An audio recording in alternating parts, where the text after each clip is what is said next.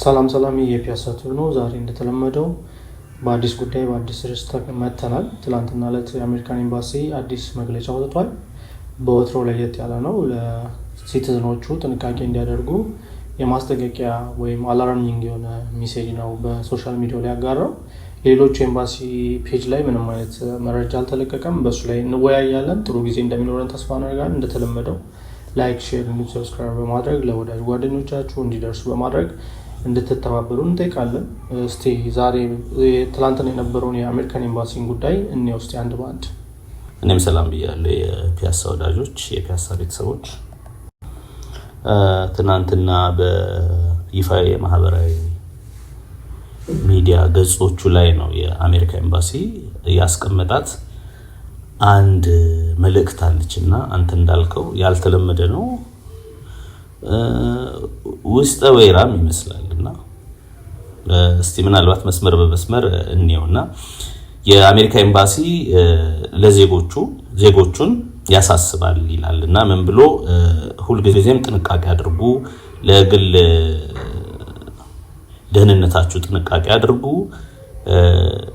እንዲሁ ለቤተሰቦቻችሁ እና ወንጀል በማንኛውም ሰዓት የትም እና በማንኛውም ሰዓት ሊፈጸም ይችላል ይላል እና ይሄ ሲሆን ደግሞ ራስን ለማዳን ራስን ለመጠበቅና ቤተሰብን ለመጠበቅ የሚደረግ ጥንቃቄ በጣም ቁልፍ ነው ይላል እና ተጋላጭነትን ለመቀነስ ማለት ነውና ምንጊዜም ንቁ ሆኖ ጥንቁቅ ሆኖ ቆቅ ሆኖ መጠበቅ ያስፈልጋል ነገር ይላልና ከዛ ውጪ ይሄ ሰላማዊ ሰልፎችን ከማድረግ ተቆጠቡ ነገር ይላል።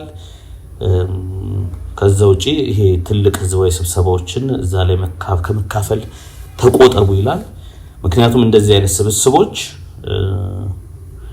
የከፍ ያለ ትራፊክ መጨናነቅ ሊፈጠር ይችላል። ፖሊስ ሊመጣ ይችላል።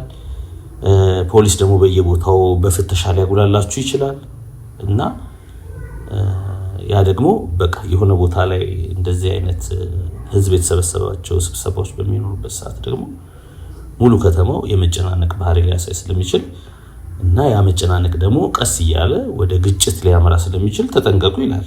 ድንገት ሊፈታ ይችላል። ስፖንታነስሊ ሊፈጠር ይችላል ነውና ከዛ ውጪ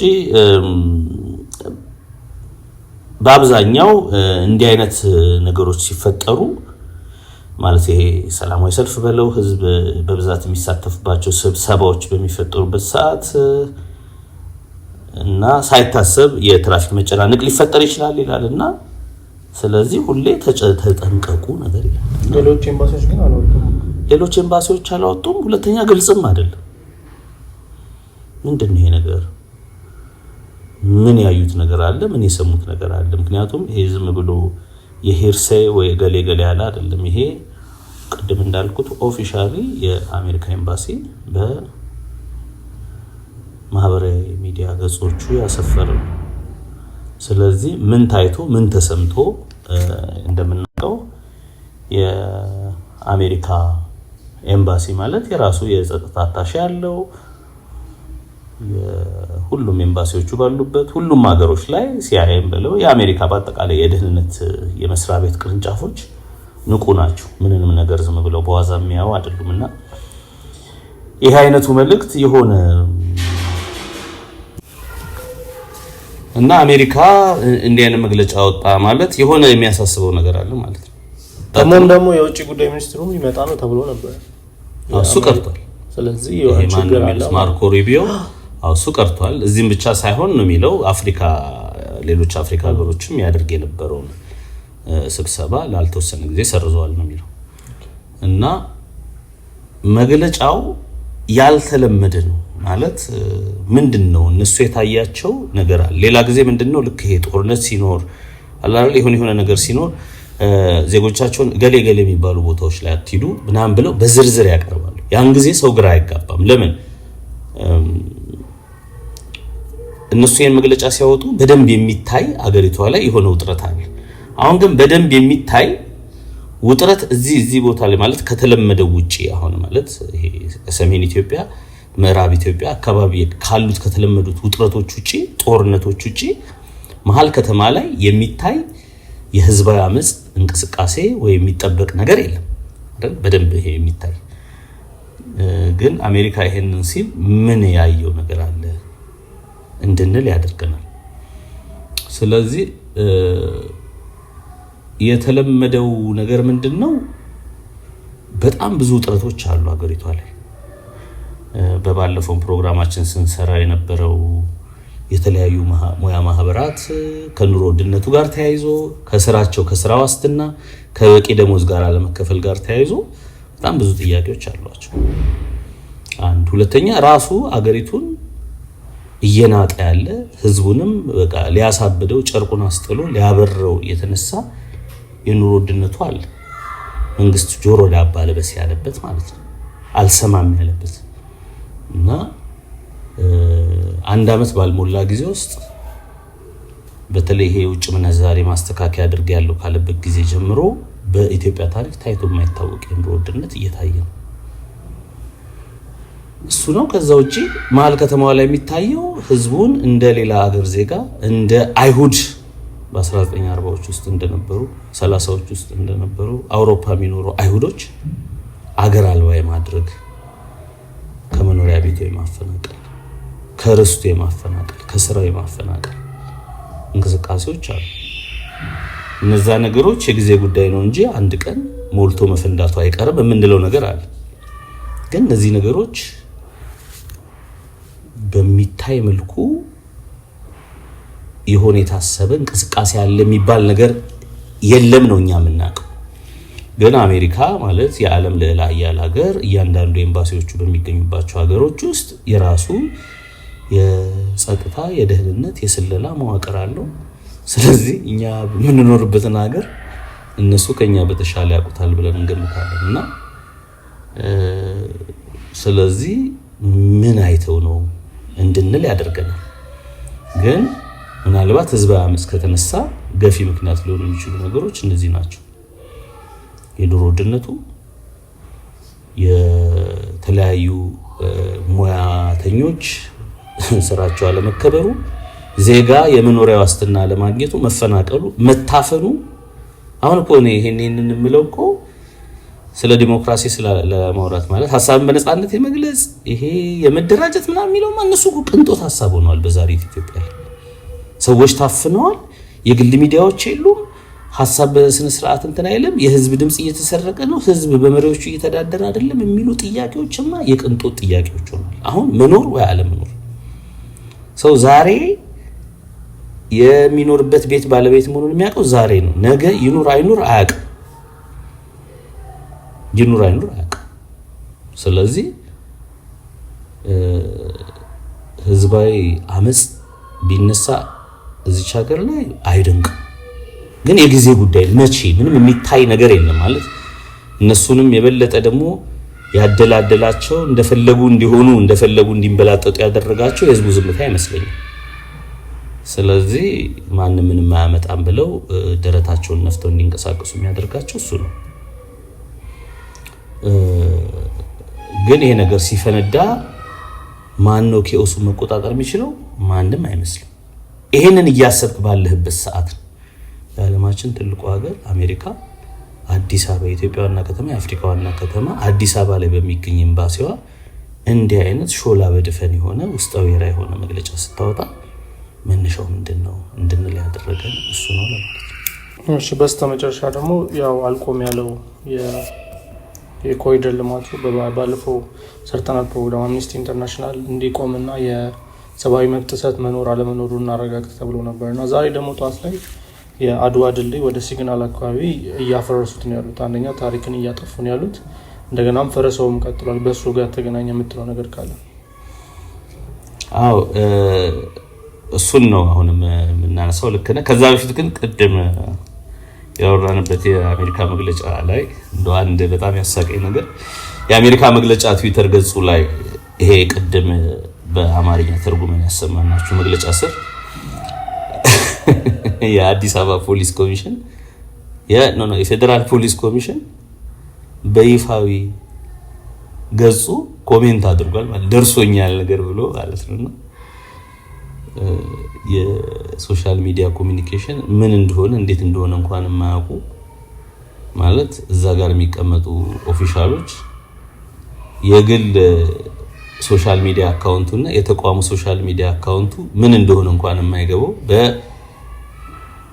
በኦፊሻል የሶሻል ሚዲያ አካውንቱ ላይ የሚተላለፍ መልእክት ምን አይነት ይዘት መያዝ እንዳለበት እንኳን የማይረዱ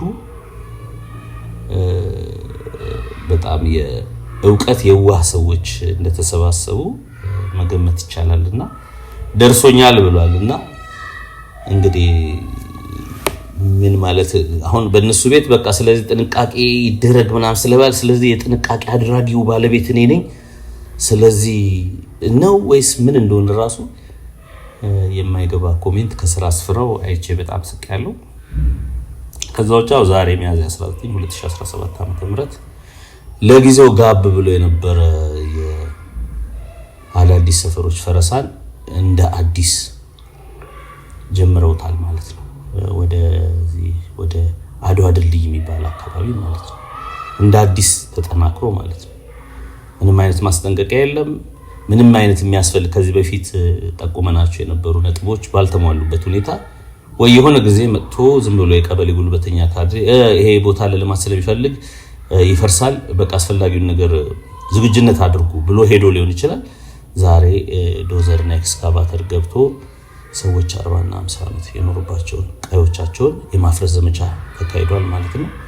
እኛ ከሳምንት በፊት ፕሮግራም ሰርተንበት የነበረው የዓለም አቀፉ የሰብአዊ መብት ተቋም አምነስቲ ኢንተርናሽናል ያወጣው የኢትዮጵያ መንግስት ለጊዜው ሆልድ ያድርገው ይሄ ፈረሳ የኮሪደር ልማት ይያል ከመታፈርሰው ነገር ሆልድ አድርግ ከዛ አስፈላጊውን ግምገማ አድርግ ሰብአዊ መብት ጥሰት እየተፈጸመ ነው እና ይሄንን ነገር ደግሞ ስላለመፈጸሙ የተባበሩት መንግስታት የአፍሪካ ህብረት እንዲሁም የኢትዮጵያ መንግስትን በገንዘብና በአይነት የምትረዱ ረጃ አካላት በተለምዶ የኢትዮጵያ የልማት አጋር በተባሉ ሀገሮች ባካችሁ ይሄንን በትኩረት አጥኑና የምትረዱትን መንግስት ተከታተሉት ብሎ የሰጠው መግለጫ እነሱ ከመጤፍም አልቆጠሩትም። የአምነስቲ ኢንተርናሽናል የሚያወጣው መግለጫ ላይ እንደሚለው የመግለጫው ኮፒ ተልኮላቸዋል። ምላሽ ግን ከየትኛውም የመንግስት አካል አላገኘውም ብሏልና እነሱ ስለማንስ ግድ ይላሉ። ከዚህ በፊት አንድ የመንግስት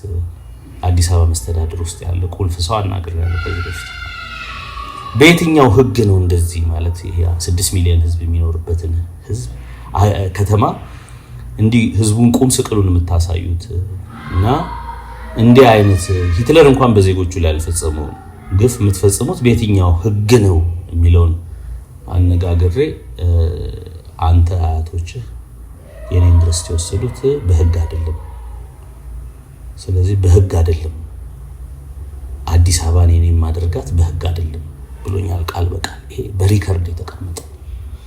ስለዚህ ያለው እንደውም የበለጠ ምንድነው የወንጀለኛ መቅጫ ህግ አይገዛኝም፣ የኢትዮጵያ ህገ መንግስት አይገዛኝም፣ የአፍሪካ ህብረት ቻርተር አይገዛኝም፣ የዓለም መንግስታት ህግ አይገዛኝም፣ የሰማይ ህግ አይገዛኝም፣ የፈለግነው ነው የምናደርገው ብሎ በራሱ ቋንቋ ሽመልስ አብዲሳ ሰብረውን እንደገባን ሰብረን ገብተናል ያለውን ሰብረን እንደገባን ሰብራችሁ እንደገባችሁ ሰብረን እንገባለን የሚል ከሂትለር በጣም ከሂትለር የከፋ ዘግናኝ የሆነ ማስፈራሪያ ነው የሰጠው።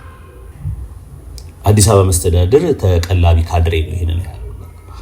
ስለዚህ እነሱ አምነስቲ ኢንተርናሽናል ይሄን ጻፈብን ብለው የሚያፍሩም አይነት ሰዎች አይደሉም።